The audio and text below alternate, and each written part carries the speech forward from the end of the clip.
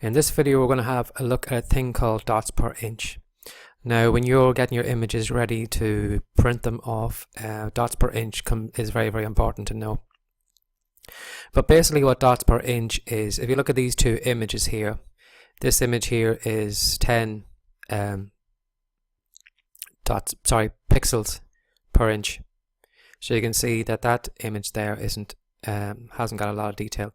But if you look at the same image now over here, it's the same size, but it's 20 pixels per inch. You can actually see that the image is actually more detailed. So for example there, just we look at this one here, you can see that this here is very blurry. You can get a vague idea of what the image actually is. You can probably see it actually better down here. But if there was more actually dots per inch in this image here, this image would be far clearer.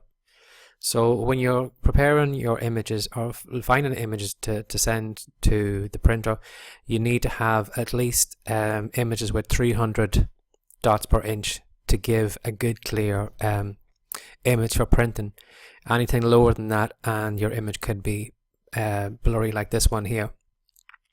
Now most images you actually find aren't 300 dots per inch, but that's not something you have to worry about. You can actually correct that. I'm just going to show you now how you can actually do that.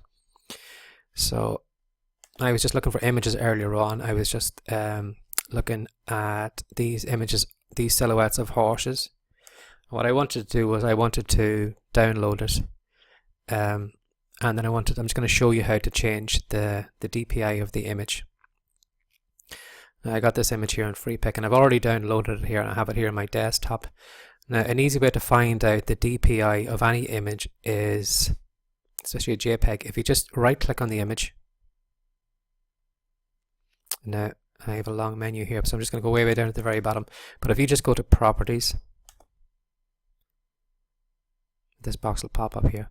Now if you just go to details, now you scroll down here, you'll see the horizontal resolution and the vertical resolution. These are the ones that you need to pay attention to. So you can see that my image is 72 DPI. So if I sent this to get printed off, the image would be very blurred because it's such a low number. But there's an easy way of actually changing that and bringing it up to better quality, up to 300. So I'm just going to show you two ways you can actually do it. If you come to this website here, convert.town /image DPI. If you just come to that address here, you're going to find this tool here, and what you have to do is just click on the blue button here and choose whatever file you wanted to change. So in my case I am just going to choose the horse ones here, and you'll see it's working. And straight away it's already converted the image, and I can save the file then, so I can save it to my download folder, whatever I want to save it to. But that image now that's downloading to my laptop has changed from the 72 DPI up to 300. Now there's another way that you can actually do it. The same website, Convert.town, actually have a small little tool you can actually use on your. Now I actually signed up for this thing because at the moment it is, to download it, it only works out $3 per month.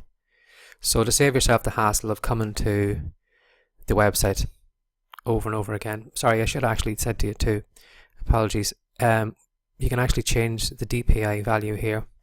So when you come to it originally, I had changed it, I think it could be maybe 200. So you can actually type in 200 and you can get that image changed into 200 DPI. But as I said, you need 300 at least for a good quality image for printing. So you can actually change the value here to whatever value you need. But if you go back to this small tool again, basically it's a small wee bit of software, it just opens up, and then again too you can actually change the DPI value to whatever you wanted. So I'm just going to show you how I'm going to do it. So I'm just waiting for it to open up here. Yeah. So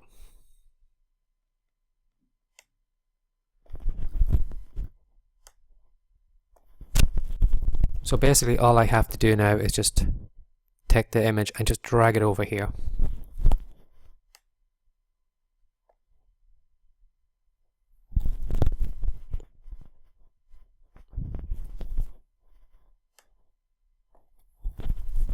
And as you can see too, because I had changed the value here in the tool for 300, that image now has been downloaded and it's been corrected, and you can actually see it's actually given 300 here at the end.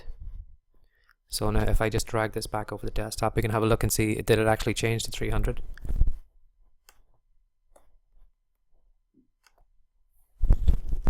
So again, if I right click on the image, come all the way down to my properties,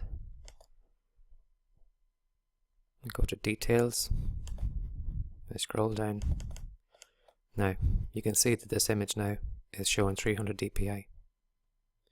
So what I'm going to do now is I'm going to say OK, and I'm going to get rid of that old image because I don't need it anymore. This is the one I want. I want the one with 300 DPI. So what you can do is, for every image that you're actually going to be working with in the next couple of videos, just pay attention to the DPI of the image and make sure that you correct any low numbers like 72s or whatever and bring them up to the 300, because when you take your images over to CreateSpace, where we're going to actually create the paperback version of your book, if the images are lower than 300, it's going to give you some warnings to correct those images. So to avoid all those problems and delays of reworking the workbook over and over again and correcting images and things like that, just make sure that you've corrected that all the images that you bring over to CreateSpace are all 300 DPI, or they won't print properly. Okay.